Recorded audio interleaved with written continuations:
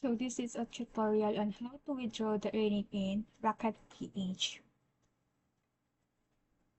So kapag nandito ka sa Raket PH, meron ka dito makikitang available, edit Raket ship, and then Raketer dashboard. Click mo lang tong Raketer dashboard.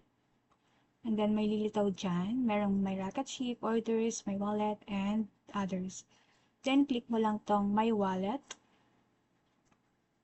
Next is, ayan, mapupunta siya dito nun. So, meron dito, as you can see, meron akong earnings dito na 349. Nung October 17 pa siya. Tapos, click natin tong see breakdown. Okay.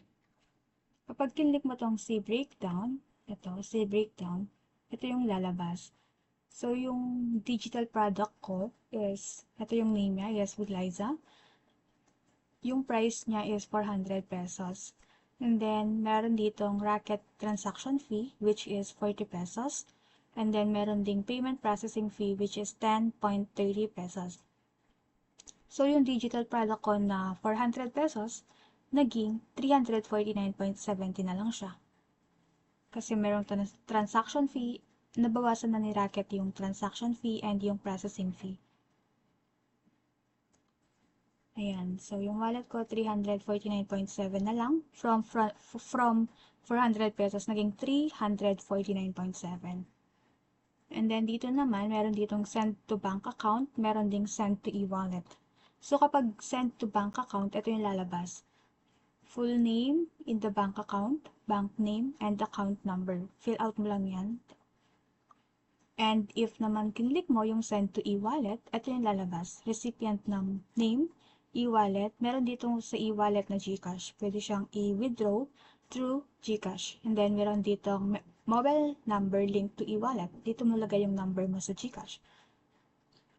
Pero ako yung ginamit ko is yung send to bank account. So, full name in the bank account, isulat mo lang dito yung full name mo. And then, dito naman sa bank name, since AUB yung gamit ko, ito yung kinilik ko. Meron ding other bank name. And then, dito naman sa account number, click mo lang din yung account number mo dun sa bank mo. And then, click the confirm button.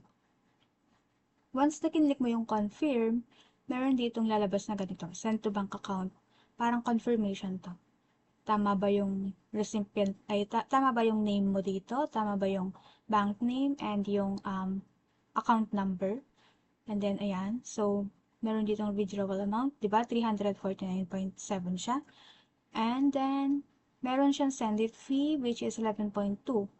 So, malaki yung kaltas niya kasi 400 pesos yung aking digital product. And then, naging 338.5 na lang siya. Then, click mo lang yung confirm.